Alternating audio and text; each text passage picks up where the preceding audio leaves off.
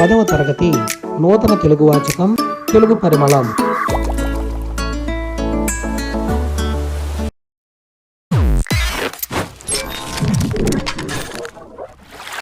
ఐదవ పాఠం జలియన్ వాలాబాగ్. జలియన్ వాలాబాగ్ ఈ పాఠ్యాంశంలో ముందుగా చదవండి, ఆలోచించి చెప్పండి అనే అంశంలో ఇచ్చిన పద్యం గురించి తెలుసుకుందాం పిల్లలు. చూడండి. స్వేచ్ఛకై ఒరిగిన వీరాది వీరుల చరితలన్నీ నీవు చదువవలయు, ఉబుసుపోని కబురులొరకవాగిన ఫలితమేమి కలదు తెలుగు బిడ్డ. ఈ పద్యాన్ని నార్ల చిరంజీవి గారు రాయడం జరిగింది.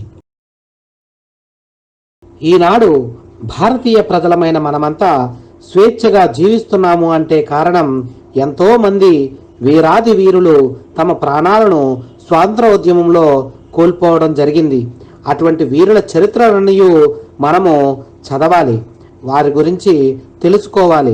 అంతేకాని అక్కర్లేని కబురులు ఊరక చెప్పిన ఉపయోగం ఏమీ ఉండదు అని తెలియజేస్తూ శ్రీ నార్ల చిరంజీవి గారు ఈ పద్యాన్ని ఇవ్వడం జరిగింది. పద్యం విన్నారు కదా. ఈ పద్యంపై కొన్ని ప్రశ్నలు ఇవ్వడం జరిగింది, వాటికి సమాధానాలు చెప్పండి. మొదటి ప్రశ్న, ఎవరి చరిత్రలను చదవాలి, ఎందుకు? భారతదేశ స్వాతంత్ర్యం కోసం ఎందరో వీరులు తమ ప్రాణాలను విడిచారు. వారి యొక్క చరిత్రలు మనం చదివినట్లయితే మనలో దేశభక్తి పెంపొందుతుంది. అందు గురించి వాళ్ళ యొక్క చరిత్రలు మనం చదవాలి. భారతీయులు స్వేచ్ఛ కోసం ఎవరితో పోరాడాల్సి వచ్చింది? జవాబు చెప్పండి. భారతీయులు స్వేచ్ఛ కోసం, స్వాతంత్ర్యం కోసం బ్రిటిష్ వారిపై పోరాడి స్వేచ్ఛను పొందడం జరిగింది. మూడవ ప్రశ్నగా, నీకు తెలిసిన స్వాతంత్ర్య సమరయోధుల పేర్లు చెప్పండి అని ఇవ్వడం జరిగింది కదా. ఈ ప్రశ్నకు సమాధానంగా మీరు చాలా పేర్లు రాయగలుగుతారు. చూడండి, ఈ చిత్రంలో ఉన్నటువంటి వ్యక్తులందరూ కూడా స్వాతంత్ర సమరయోధులే. ముఖ్యంగా మహాత్మా గాంధీ, డాక్టర్ బిఆర్ అంబేద్కర్, రాజా రామ్మోహన్ రాయ్, అల్లూరి సీతారామరాజు, గుల్జరీలాల్ నందా వంటి ప్రముఖుల పేర్లు కూడా చెప్పుకోవచ్చు. జలియన్ వాలాబాగ్ పాఠ్యాంశ ఉద్దేశం చూడండి.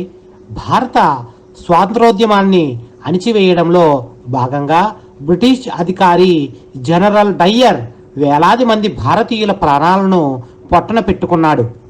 ఈ దుర్మార్గపు చర్యను తెలియజేయడం, భారత వీరుల శౌర్య పరాక్రమాలను చాటి చెప్పడం, తెల్ల దొరలు భారతీయుల్ని ఏ విధంగా చిత్రహింసలకు గురిచేశారో తెలుపుతూ విద్యార్థుల్లో దేశభక్తిని, స్వాతంత్ర్య స్ఫూర్తిని, త్యాగ నిరతిని పెంపొందింపచేయడం ఈ పాఠం ఉద్దేశం. జలియన్ వాలాబాగ్ పాఠ్యాంశ రచయిత గురించి తెలుసుకుందాం. చూడండి. డాక్టర్ కవిశేఖర ఉమర్ ఆలీషా గారు తూర్పు గోదావరి జిల్లా పిఠాపురంలో జన్మించారు. వీరి తల్లిదండ్రులు చాంద్ బీబీ, మొహియుద్దీన్ బాద్షా. వీరు తెలుగులో అద్భుతమైన సాహిత్యాన్ని సృష్టించి మహాకవిగా, వక్తగా, అవధానిగా, ఆధ్యాత్మికవేత్తగా, బహుభాషా పండితునిగా, పార్లమెంటు సభ్యునిగా ప్రసిద్ధి చెందారు. వీరి గురుపీఠం జ్ఞానసభ పేరిట ప్రసిద్ధి చెందింది. మణిమాల, అనసూయాదేవి, చంద్రగుప్త, విషాద సౌందర్యం మొదలైన నాటకాలు రాశారు. ఖండ కావ్యాలు, బ్రహ్మ విద్యా విలాసం, సూఫీ వేదాంత దర్శనం, మహమ్మద్ రసూల్ వారి చరిత్ర మొదలైన పద్య గ్రంథాలు రచించారు. ఈశ్వరుడు, మహమ్మద్ వారి చరిత్ర, సాధన పథం మొదలైనవి వీరి గద్య రచనలు. వీరు ఏకాంకికలు, ప్రహసనాలు, నవలలు, కథల సంగ్రహం, అనువాదాలు మొదలైన రచనలు కూడా చేశారు. పండిట్ మౌల్వి బిరుదులు పొందారు. ఇంటర్నేషనల్ అకాడమీ ఆఫ్ అమెరికా గౌరవ డాక్టరేట్తో వీరిని సత్కరించింది.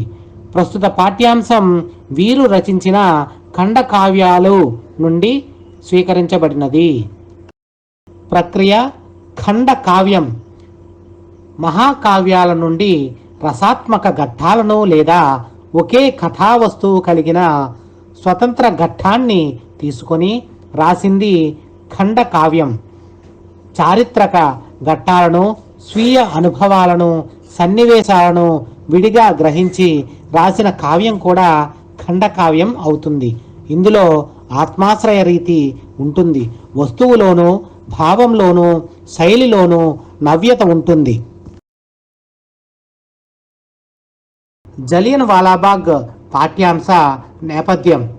భారత స్వాతంత్రోద్యమ చరిత్రలో జలియన్ వాలాబాగ్ దురంతం అత్యంత దురదృష్టకరమైన సంఘటనగా నిలిచింది. పంజాబ్ రాష్ట్రంలో అమృత్సర్లోని ఒక ఉద్యానవనం జలియన్ వాలాబాగ్.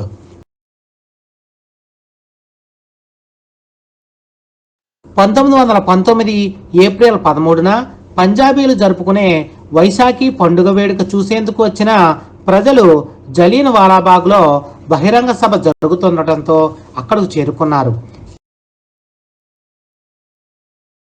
తన ఆదేశాలను ధిక్కరించారని బ్రిటిష్ అధికారి జనరల్ డయ్యర్ నిరాయుధులైన ప్రజలపై కాల్పులు జరపాల్సిందిగా తన సైనికులను ఆదేశించాడు. స్త్రీలు, పురుషులు, పిల్లలపై విచక్షణారహితంగా 1650 రౌండ్లు కాల్పులు జరిపారు. ప్రజలు తప్పించుకోగలిగే అవకాశాలు అక్కడ ఏమాత్రం లేవు. ఈ దుర్ఘటనలో 379 మందికి పైగా భారతీయులు ప్రాణాలు కోల్పోయారు. వేలాది మంది గాయపడ్డారు. స్వాతంత్రోద్యమ చరిత్రలో ఈ ఉదంతం ఒక విషాద దినంగా, చీకటి రోజుగా మిగిలిపోయింది.